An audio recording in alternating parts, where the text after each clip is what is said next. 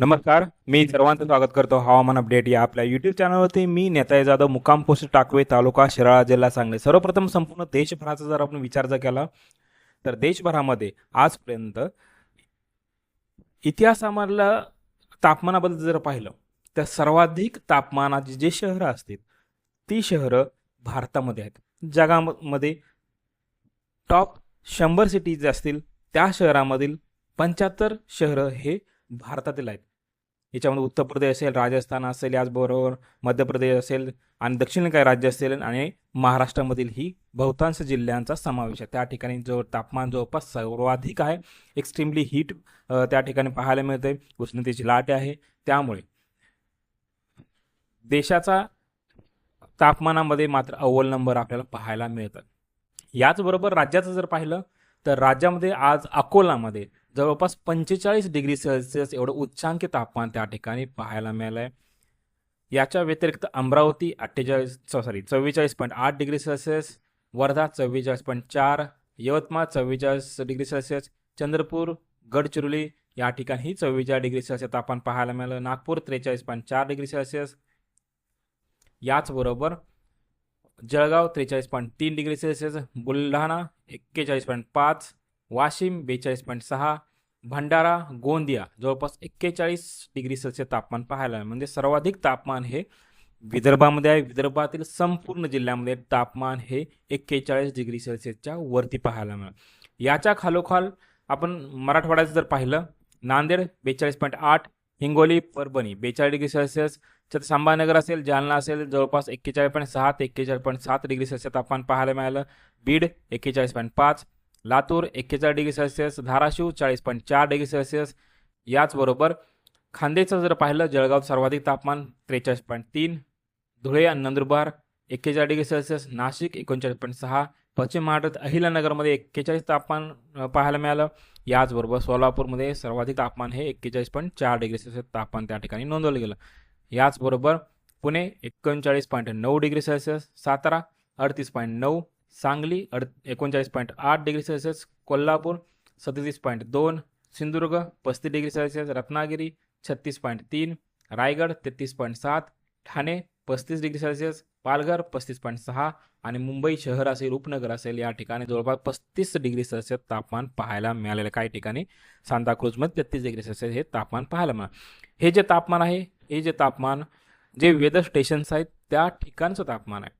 मात्र ज्या ठिकाणी वेदर स्टेशन्स नाही आहेत त्या ठिकाणी बहुतांश भागामध्ये टेम्परेचर 3 ते 4 डिग्रीने जास्त पाहायला मिळालं. म्हणजे पुण्यामध्ये जवळपास 41, काही ठिकाणी 41.5 डिग्री सेल्सिअस तापमान पाहायला मिळालं. याचबरोबर ठाणे शहरामध्ये 35 होतं. मात्र ठाण्याचा जो पूर्व भाग असेल त्या ठिकाणी जवळपास 41 डिग्री सेल्सिअस एवढं उच्चांकी तापमान पाहायला मिळालं. उष्णतेची सदृश्य लाट हे संपूर्ण राज्यामध्ये आहे. याचबरोबर येणाऱ्या काही दिवस उष्णतेची लाट अशीच राहणार आहे. तसेच संपूर्ण खानदेश असेल, मराठवाडा असेल आणि विदर्भ या भागामध्ये येणाऱ्या काही दिवसात तापमान 45 डिग्री सेल्सिअसच्या वरतीच राहण्याची दाट शक्यता आहे. याचबरोबर सिस्टम प्रणालीबद्दल जर आपण सर्वप्रथम विचार जर केला, उत्तर भारतामध्ये WD आहे. याचबरोबर एक जे ट्रम्प रेषा आणि कमी दाबाचं क्षेत्र आहे ती कन्याकुमारी जो भाग आहे दक्षिणपासून उत्तरेला सरकला आहे. तसेच कर्नाटक, तसे राज्याचा दक्षिण भाग असेल या ठिकाणी विखुरले छत्तीसगडपर्यंत विखुरलेल्या स्वरूपामध्ये पाहायला मिळत आहे. याचबरोबर अँटीसायक्लोन्स तयार झालेले आहेत. या अँटीसायक्लोनच्या प्रभावामुळे ही जे काय वारं आहे ते उत्तरेकडे एक वारं येतं आहे आणि दक्षिणेकडूनही वारं येतं आहे.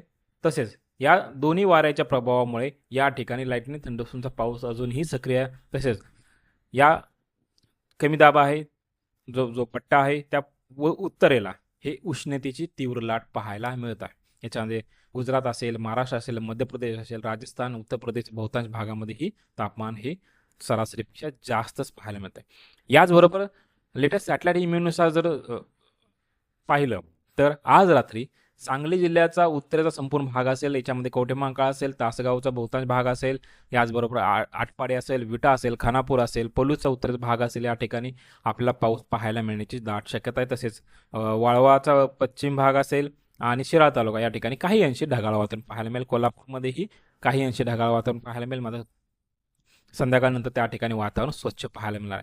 याचबरोबर साताऱ्याचाही मध्यवर्ती भाग असेल, मान खटाव, तसेच कराडचा काही भाग असेल, या ठिकाणी ढगाळ वातावरण, काही ठिकाणी तुरळक स्वरूपात पाऊस पाहायला मिळेल. याचबरोबर पुणे असेल, पुण्याचा बहुतांश भागामध्ये, पुणे शहर असेल, तसेच सासवडचा काही भाग असेल, या ठिकाणीही आपल्याला जोरदार स्वरूपात पाऊस आज रात्री पाहायला मिळण्याची दाट शक्यता, एक दुसऱ्या स्वरूपामध्ये आपल्याला त्या ठिकाणी लाइटिंग थंडरस्टॉर्म सहित गारपीट पाहायला मिळू शकतं. सोलापूरचा उत्तरेचा भाग असेल, करमाळा असेल, म्हाडा असेल, याचबरोबर बार्शीचा काय भाग असेल, या ठिकाणी लाइटिंग थंडरस्टॉर्मचा पाऊस पाहायला मिळेल. तसेच दक्षिण सोलापूर असेल, उत्तर सोलापूर असेल, अक्कलकोट असेल, या ठिकाणी ढगाळ वातावरण पाहायला मिळणार. बीडचा संपूर्ण जिल्ह्यामध्ये पाऊस पाहायला मिळेल. लातूरच्या 1 ते 2 ठिकाणीच पाऊस पाहायला मिळण्याची दाट शक्यता आहे. संपूर्ण जिल्ह्यामध्ये मात्र ढगाळ वातावरण पाहायला मिळेल. याचबरोबर परभणी असेल, हिंगोली असेल, नांदेड असेल, या ठिकाणी ढगाळ वातावरण पाहायला मिळेल. त्यात संभाजीनगरमध्ये ढगाळ वातावरण पाहायला मिळण्याची शक्यता आहे. बीडचा दक्षिण भाग असेल, या ठिकाणी 1-2 दुसऱ्या स्वरूपात पाऊस पाहायला मिळेल. संपूर्ण ठिकाणी नाहीये. मात्र जालनाचा मध्यवर्ती भाग असेल, त्या ठिकाणीही आपल्याला हलक्या स्वरूपाचा पाऊस पाहायला मिळण्याची दाट शक्यता आहे. याचबरोबर नाशिक जिल्ह्यात जर पाहिलं, नाशिक जिल्ह्याचाही मध्यवर्ती भाग असेल, त्या ठिकाणीही ढगाळ वातावरण पाहायला मिळणार. याचबरोबर उत्तरेचा संपूर्ण भाग असेल, या ठिकाणी मात्र कोणत्याही स्वरूपात पाऊस आपल्याला पाहायला मिळण्याची शक्यता फार कमी आहे. याचबरोबर येणाऱ्या 24 तासात आपण तापमानाबद्दल सर्वप्रथम विचार जर केला, विदर्भाचे संपूर्ण जिल्हे, गडचिरोली, भंडारा, गोंदिया, नागपूर, वर्धा, चंद्रपूर, वाशिम, याचबरोबर अकोला असेल, अमरावती असेल आणि बुलढाणा असेल, याचबरोबर मराठवाड्याचा नांदेड, परभणी, हिंगोली, जालना, छत्रपती संभाजीनगर आणि जळगाव, या ठिकाणी तापमान हे सरासरीपेक्षा जास्त राहील.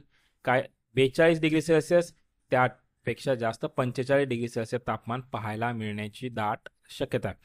काही ठिकाणी 44 डिग्री सेल्सिअस हे तापमान पाहायला मिळू शकतं. तसेच मराठवाड्याचा लातूर असेल, धाराशिव, बीड असेल, पश्चिम महाराष्ट्रातील सोलापूर असेल, अहिल्यानगर असेल, नाशिकचा पूर्व भाग असेल, या ठिकाणी तापमान हे 42 डिग्री सेल्सिअस तापमान पाहायला मिळेल. तसेच नंदुरबार, धुळे, नाशिक, पुणे, सातारा, सांगली, कोल्हापूर, या ठिकाणी तापमान हे 40 डिग्री सेल्सिअस तापमान पाहायला मिळू शकतं. घाटमाथ्यामध्येही संपूर्ण 38 ते 40 डिग्री सेल्सिअस तापमान पाहायला मिळणार आहे. सिंधुदुर्गमध्ये जवळपास 35 डिग्री सेल्सिअस, रत्नागिरीमध्ये काही ठिकाणी 36 डिग्री सेल्सिअस तापमान पाहायला मिळेल.